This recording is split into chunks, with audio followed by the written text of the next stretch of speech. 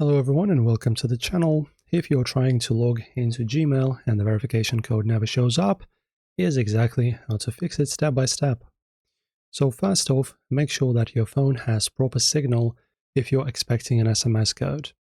If you're waiting for a push notification, confirm your device has a stable internet connection. Double check that the phone number displayed is correct. Even one wrong digit means the code goes somewhere else. If possible, switch to another recovery method on the same screen. Requesting multiple codes too quickly can temporarily block the new ones from being sent. Wait a few minutes before trying again to avoid triggering Google's security relay.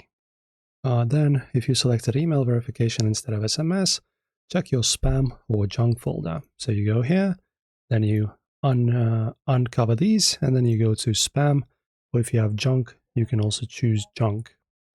If you're using a VPN, then just make sure to just turn it off. So before receiving any codes, turn it off.